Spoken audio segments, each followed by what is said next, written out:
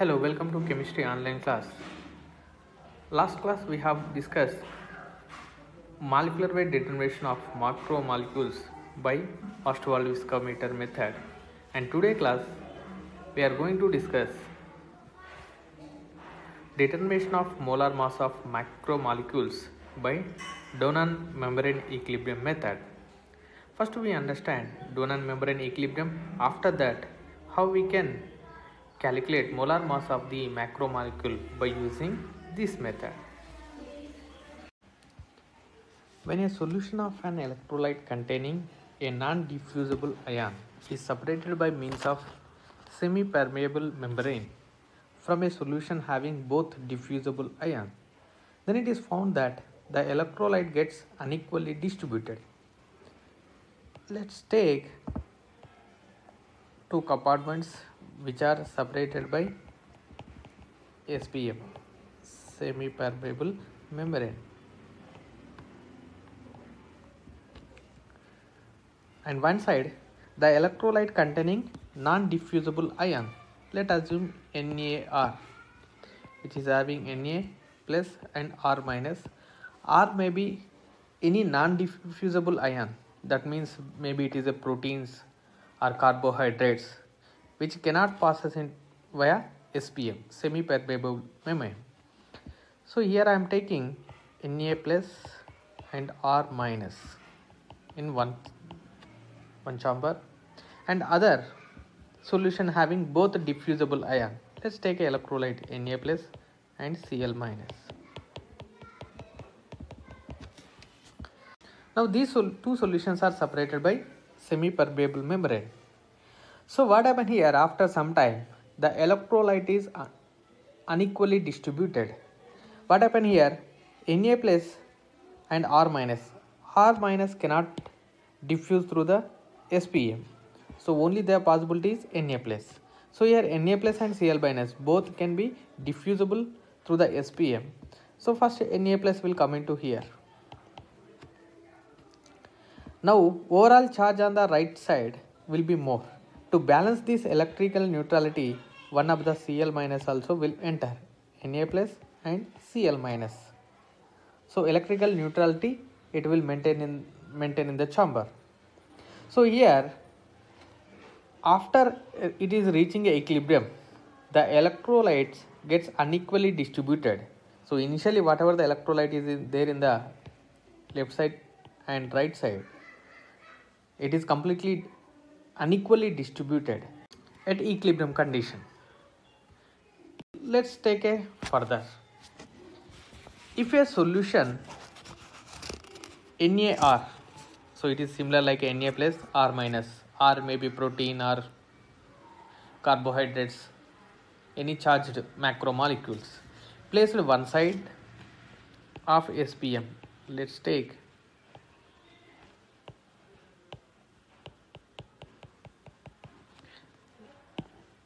so this is SPM, and one side we are placing a solution which containing non-diffusible ion Na or Na plus and R minus. Another side only we are taking solvent water.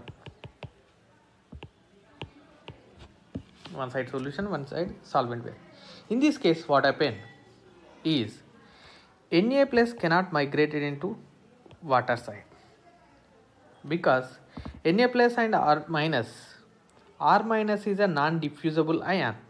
Na plus it can pass through the SPM, but to maintain electrical neutrality, Na plus cannot pass through the SPM membrane. If it is passes, right side only R minus negative charge will be there and left side only positive charge will be there.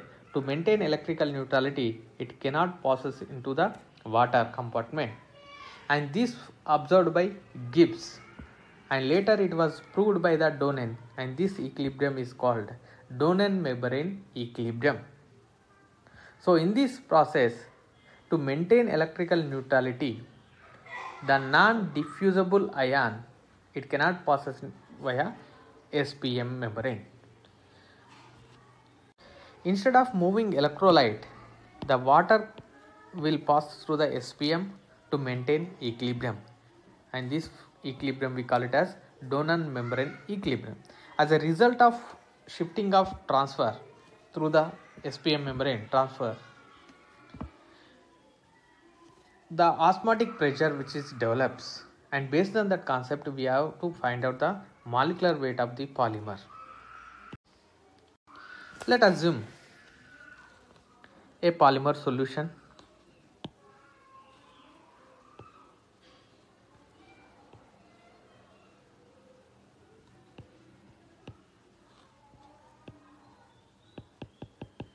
which is a semi-permeable membrane, and one side only we are taking solvent. Let us assume H2, water as a solvent. In another case, polymer solution.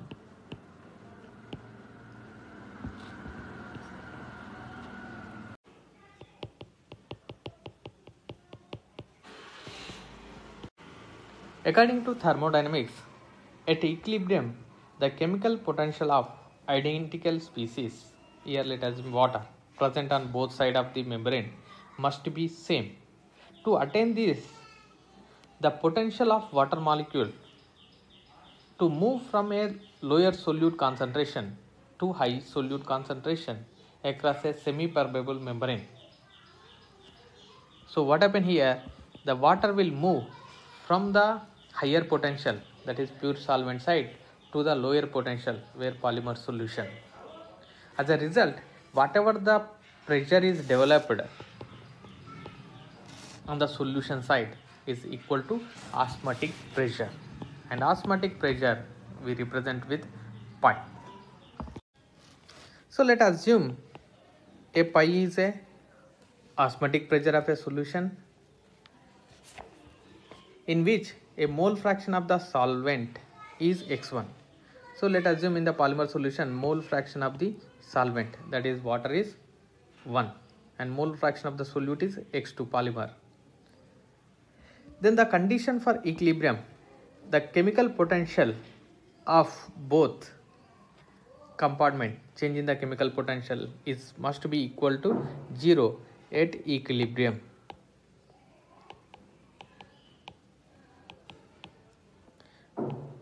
Chemical potential is equal to 0. From the thermodynamics, the chemical potential value delta mu equal to RT ln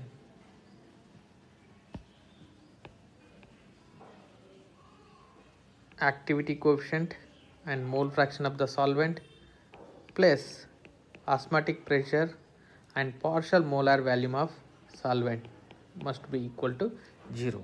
This we are taking from the chemical potential equation. So here activity is of the solvent and x1 is mole fraction of the solvent. For dilute solution,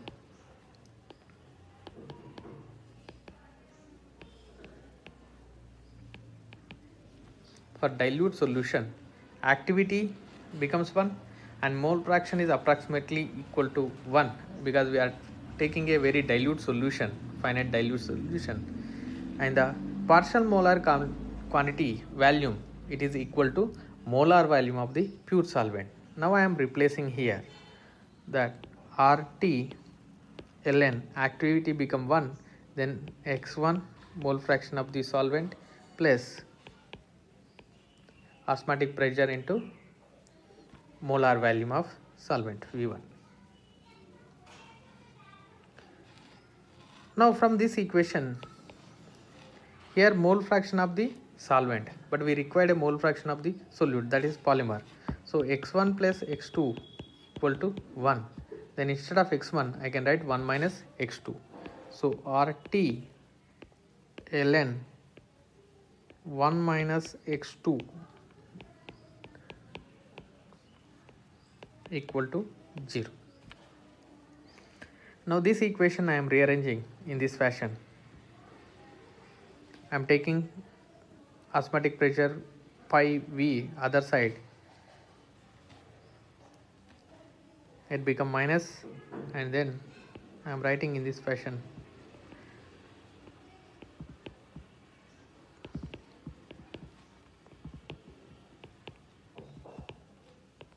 1 minus x2. So I have taken this side, it becomes minus. Otherwise you can take RT ln 1 minus x2 other side, it becomes minus RT ln 1 minus x2. Now this minus I can write as a ln 1 minus x2 minus 1. If I expand this one,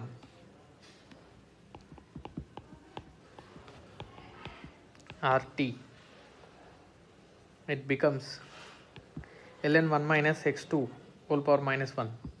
So it is like a similar like 1 minus x minus 1, that is equal to x2 x square by 2, means here instead of x we have x2. Next x cube by 3, it is so on. For dilute solutions,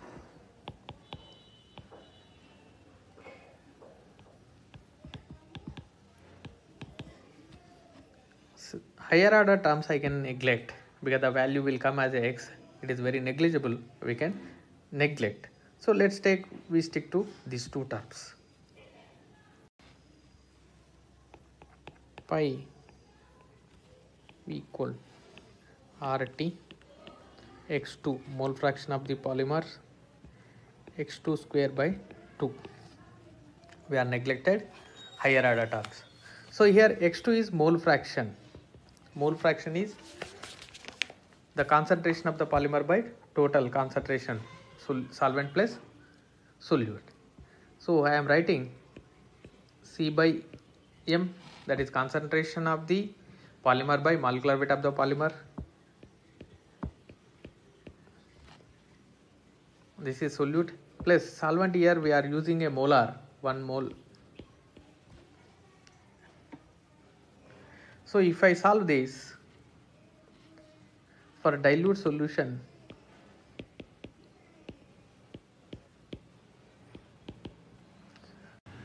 so for dilute solution, this term entire equal to approximately equal to 1 by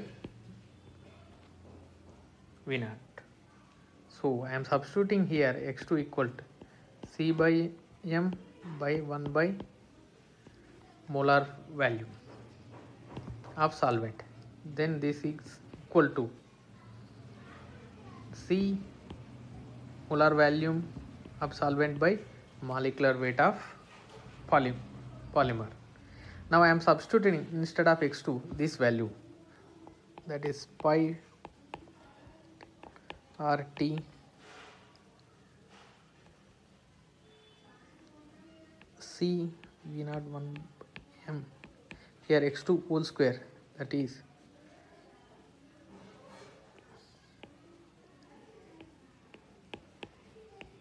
M square. Let's take right side. Some of the terms are there in the two cases. I am taking a common, that is RT C V0 1 by 1 by M plus 1 is left, another one will be there, M square. Now this V0 I can cancel. I am taking C this side, that is pi by C equal to RT 1 by M V1 naught M square into C. Let assume this is a constant term A, pi by C RT pi 1 by M molecular weight of the polymer. Let's take A into C. If I multiply this, pi by C RT by M, and here RT A C, and this equation is one of equation relating to the osmotic pressure of a polymer solution. With this we can calculate molar mass of the polymer. How we can calculate? And this equation is there in this fashion: y equal to mx plus c. If you plot a graph between pi by c versus c, we get a slope is equal to RTA and the intercept is equal to RT by m. And by knowing the intercept, we can calculate molar mass of the polymer. So I am taking pi by c RT by m equal to RTAC. So we are plotting a graph between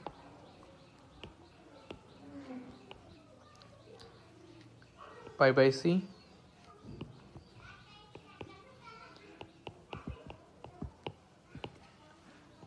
versus concentration of the solution. Now which shows a straight line which extrapolate on y-axis, which gives intercept. This intercept is equal to RT by m. So from graph,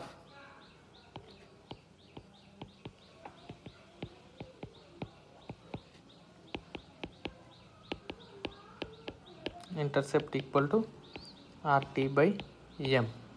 This is m is here molar mass of polymer. Therefore, molar mass of polymer